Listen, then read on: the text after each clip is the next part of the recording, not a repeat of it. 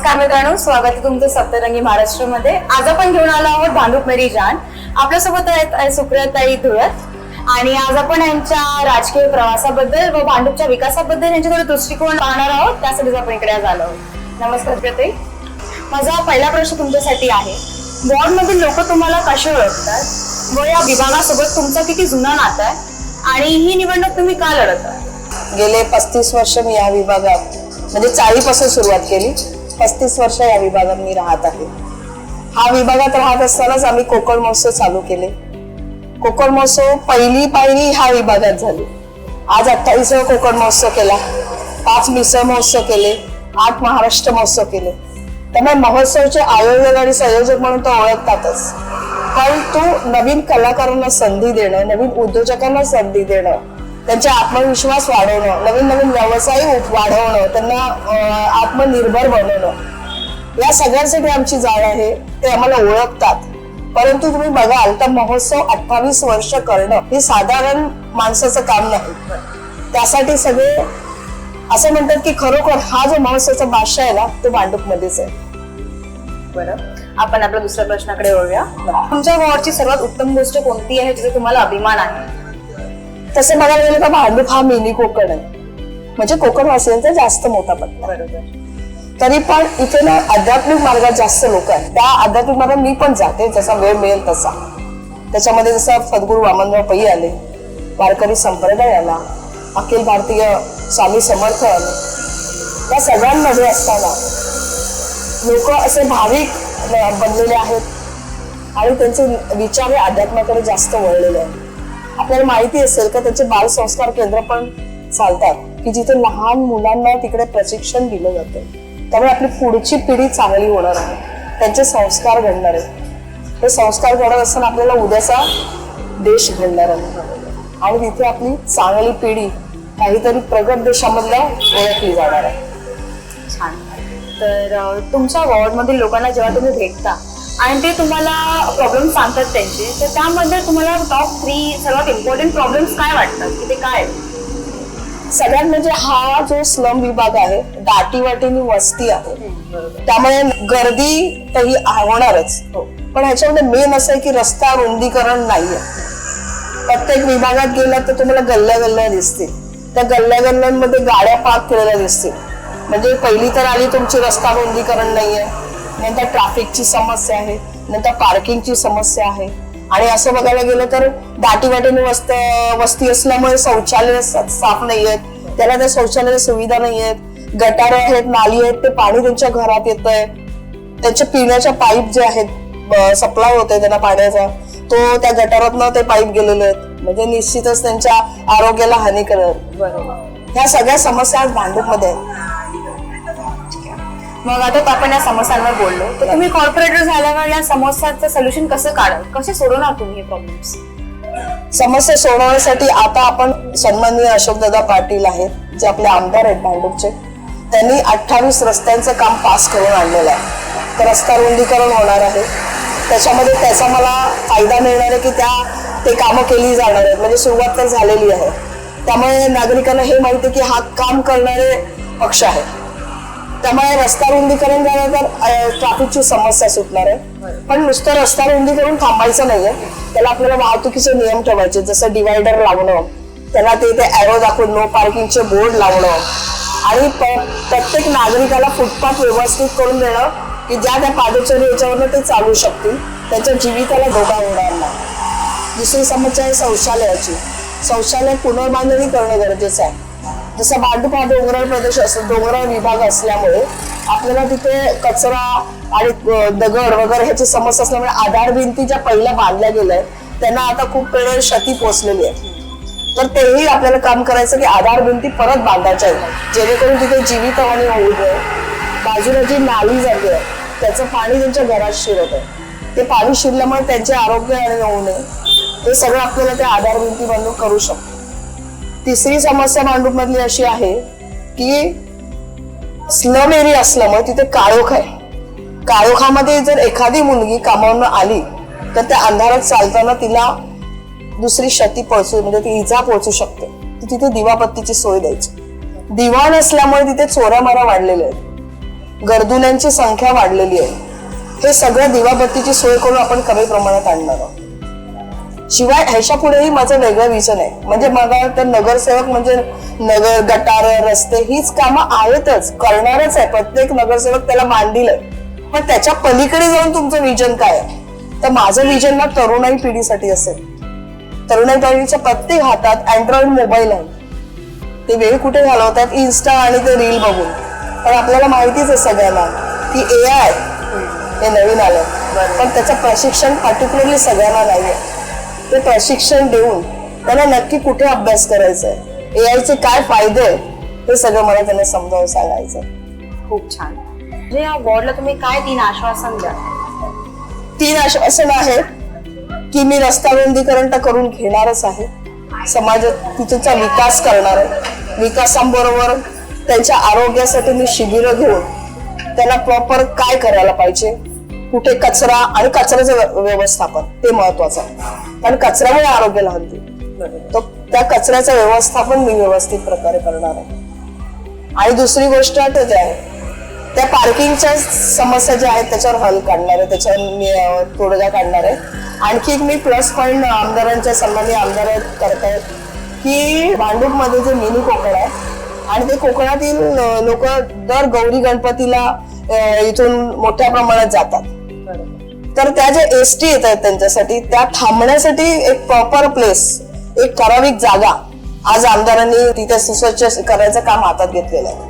आणि ते आहे खडी मशीनला ती जागा बनते आणि ते सुसज्ज असा बस स्टॉप बनतोय. दुसरी गोष्ट अशी की जे गौरी गणपतीला ट्रेन मधनं जातात ते दिव्याला और ठाण्याला जातात. तर त्याच्यासाठी आपण भांडूप रेल्वे थांबा करणार आहोत आणि त्याच्यासाठी सन्माननीय एकनाथजी शिंदे साहेब खूप प्रयत्नशील आहेत. आता आपल्याला माहिती आहे की हा स्लम विभाग आहे. तर आज जेव्हा कोकण नगरला आपण जात आहे तर सन्माननीय एकनाथजी शिंदे साहेबांनी आणि देवेंद्र फडणवीसांनी क्लस्टर पॉइंट घेऊन क्लस्टर योजना आणून आज त्यांच्या सुंदर घराची प्रतिकृती उभी करण्यासाठी एक सुंदर स्वप्न नागरिकांना दाखवलं आणि कोकण नगरला ते झालेलं आहे. त्यामुळे SRA प्रकल्प आता निर्बंधपणे अगदी राबणार आहेत भांडूपमध्ये. आणि आज मी सगळ्यांना तेच सांगते की आज हा शिंदे साहेबांचा लाडक्या बहिणीला लाडकी बहीण योजना हात आहेच, पण शिवाय प्लस हे फायदे पण मिळणार आहेत. ते तर आहेच. मग तुम्ही आजपर्यंत भांडूप वॉर्डसाठी किंवा भांडूपच्या नागरिकांसाठी काय काम केले? पहिला आधार कार्ड शिबिर घेणं, त्यानंतर बचत गटांसाठी महिलांना प्रवृत्त करणं. बघा, बचत गट 10 महिलांना गोळा करून आपण बचत गट बनवू शकतो, पण त्या बचत गटाला अनुदान येतं की नाही, त्यांना आपण व्यवसायिक प्रशिक्षण दिलेलं आहे, तर ते प्रशिक्षण घेऊन ते घरातच बसले आहेत का याचा मी स्टडी करते. पण व्यवसाय नुसतं प्रशिक्षण घेऊन घरात बसणं व्यवसाय होत नाही. घरात कोण आपल्याला आणून देत नाही, त्यासाठी मेहनतीची गरज आहे. मग प्रशिक्षण कसं घेतलंय, मग तुम्हाला काय आता समस्या आहेत की भांडवलाची समस्या आहे का, की तुम्हाला तो माल कुठे मिळतो ते माहिती नाही का, किंवा तो माल कुठे विकायचा आहे हे माहिती नाही का, तर त्यांच्यासाठी मी उभी राहणार आहे. कारण मी एक स्वतः उद्योजिका आहे. मग ते कशा प्रकारे ते नियोजन करू शकतील हेही मी त्यांना शिकवणार आहे. आणि त्यांना प्रशिक्षण जे देणार आहे त्यासाठी त्या येण्या जाण्याचा खर्च सन्माननीय शिंदे साहेबांचीच आहे योजना. त्यांना येण्या जाण्याचा खर्च आणि शिवाय त्यांनी प्रशिक्षण घेतल्याबद्दल सर्टिफिकेट आणि एक वेगळ्या प्रकारचा स्टायपंड त्यांना दिला जाणार आहे. त्यामुळे त्या नक्की प्रशिक्षण घेणार आणि व्यावसायिक बनणार. अजून एक योजना अशी आहे की महिलांना व्यवसायाच्या पलीकडे रिक्षा चालकाचं पण आपण प्रशिक्षण देणार. गुलाबी रिक्षा आपण ऐकताय, तर तीही महिलांसाठी योजना. रक्तदान शिबिरं घेतलेली आहे, आरोग्य शिबिरं घेतलेली आहेत. शिवाय मुलांसाठी मी चित्रकला स्पर्धा, वक्तृत्व स्पर्धा हे सगळं घेतलेलं आहे. कारण का की ते कलाकार वाढावे. आपल्याला माहिती आहे की कोकण महोत्सवामध्ये मी नृत्य स्पर्धा आयोजित करते. त्यामुळे काय होतं, त्यांना ती आवड निर्माण होते. समोरचा प्रेक्षक वर्ग आपल्या मुलाला सांगतो ते बघ कसे करतायत, तसं तुला करायचं. नक्की हे प्रोग्रेस म्हणजे हा भांडूपचा विकासच होणार आहे या माध्यमातून. खूप सुंदर. तर माझा पुढचा प्रश्न तुमच्यासाठी, महिला युवकसाठी किंवा ज्येष्ठ नागरिकांसाठी तुमची कोणती योजना आहे का? ज्येष्ठ नागरिक, मी जेव्हा आज प्रचारात फिरते ना तर काही मुलं आई वडिलांना सांभाळत नाहीये. त्या दृष्टिकोनात मला खूप वाईट वाटतं. मला एक ज्येष्ठ नागरिक ची सोय करण्यासाठी किंवा त्यांना एक काउन्सिलिंग करून ही सुंदर लाईफ आहे नंतर ज्यांची गरज आहे की त्यांना काहीच मिळत नाहीये, त्यांना शिधा वाटप आणण्याचं चालू आहे. त्यानंतर काही अपंग आहेत किंवा चालू शकत नाहीत, तर त्यांना आपण ती सामुग्री देऊ, त्यासाठी प्रयत्न करण्याचे. मग माझा पुढचा प्रश्न तुमच्यासाठी की इतर उमेदवारापेक्षा तुम्ही वेगळे कसे आहात, लोकांनी तुमच्यावर विश्वास का ठेवावा? बाकीचे उमेदवार मला वाटतं की नगरसेवक ऍज अ नगरसेवक प्रॉपर तेच बोलतायत की मला हे करायचंय, की मला नाली गटार आणि तुमच्या सुविधा करायच्या. ते तर करायचं बेसिक आहेच, नगरसेवकाचं ते कार्यच आहे, त्यासाठी त्यांना ट्रेनिंग दिलं जातं. पण याच्या पलीकडे आपण समाजाचे काहीतरी देणी लागतो. जसं समाज आपला आहे तसं समाजाचे काही देणं लागतो. त्या दृष्टीने मला समाज सुधारक बनायचंय, समाजाची कार्य करायचे, आणि ते खूप प्रकारचे आहेत. आपल्याला ठरवायचं की आपल्याला काय करायचंय. त्या समाज सुधारकेमध्ये असं येतं की यंग पिढीसाठी त्यांना काउन्सिलिंग तर आहे, शिवाय दुसरी गोष्ट त्यांना प्रशिक्षण देऊन आणखी वरती त्यांना काय करता येईल, किंवा मला मेन म्हणजे त्याला असं प्रत्येकाला विचारायचं की तुझं कशात इंटरेस्ट आहे ते तू ट्रेनिंग घे. तसं शिंदे साहेब, आता पण मी एखादी हॉस्पिटल पॉईंट बोलेल याच्यासाठी की आज शिंदे साहेबांचं हॉस्पिटल आहे, त्या हॉस्पिटलमध्ये आज मोफत सर्जरी केल्या जातात, शस्त्रक्रिया केल्या जातात. आणखी शिंदे साहेबांच्या आई आहेत, त्यांच्या नावाने पत्रपेढी चालू केलेली आहे. त्याच्यामध्ये सभासद बनवून जे कास्टवाले आहेत त्यांना बिनव्याजी लोन मिळत आहे, आणि जे विदाऊट कास्टवाले त्यांना नॉर्मली इंटरेस्ट 1-2% किंवा असं देऊन लोन पण उपलब्ध केलं जाते. 15,000 पासून 15 लाखापर्यंत लोन आहे. हेही मला नागरिकांना सांगायचंय. म्हणजे तरुण पिढी कुठे वळली? व्यवसायाकडे वळली. नोकरी शोधण्यात त्यांचं आयुष्य जाणार नाही, त्यांचं आत्महत्येचं प्रमाण किंवा नोकरी मिळत नाही, बेरोजगारांनी आई वडिलांसाठी काय करू शकत नाही हे घटणार आहे, आणि त्यांचा आत्मविश्वास वाढणार. मग या सर्व कॅम्पेन करताना किंवा तुम्ही ह्याच्यामध्ये जे धावपळीमध्ये तुम्ही कॅम्पेनच्या धावपळीमध्ये अशी कोणती गोष्ट आहे किंवा एक स्पॉट आहे तुमचा स्ट्रीट फूड फेवरेट स्पॉट असतो जे तुम्ही मिस करताय, किंवा असं एक ठिकाण जे तुम्हाला जायला मिळत नाही या सगळ्या धावपळीत, असं काय? नाही, तसं सत्संग अटेंड करायला मला खूप आवडतं. मी स्वतः एक आध्यात्मिक मार्गात आहे. त्या सत्संगमध्ये तर मी जसा वेळ मिळेल तर जातेच. पण मला काय वाटतं, मला खरं खूप बोलायला आवडतं. मला असं वाटतं की लोकांच्या संपर्कात जावं, त्यांच्याशी खूप बोलावं, गप्पा माराव्या, त्यांचं अभिनंदन करावं, कोणी कोणी काय केलं त्याच्याबद्दल त्यांना कौतुक करावं त्यांचं. या सगळ्या गोष्टी मिस करते मी. खूप बोलायला आवडतं, खूप महिलांशी संपर्क वाढवायला आवडतो, त्यांच्या काय समस्या जाणून घ्यायला आवडतं. त्यासाठी त्यांना मी काहीतरी मदत करू शकेल याचं मला म्हणजे उद्दिष्ट माझं तेच असतं. पण त्यांना आई बहीण म्हणजे त्या माझ्या आहेत असं वाटतं मला. दरवेळेला असं वाटतं की हा माझा परिवार आहे, ते मिस करते मी. आपण आता आपल्या शेवटच्या प्रश्नाकडे वळूया. 15 जानेवारीला मतदान आहे, तर तुम्ही मतदारांना एक थेट संदेश कोणता द्याल की तुम्हाला वोट का द्यावे? मी प्रभाग क्रमांक 114 मध्ये शिवसेना, भाजप आणि रिपाई महायुतीची अधिकृत उमेदवार आहे. स्थानिक उमेदवार आहे. स्थानिक म्हटलं तर स्लम विभागात राहणारी, त्यांच्या समस्याची जाण असणारी आणि समस्यांवर उपाययोजना काय कराव्यात याचं उत्तर माझ्याकडे असणार आहे. आणि ही संधी मला तुम्ही द्यायचंय, कारण या समस्यांवर मी आधीही काम केलंय.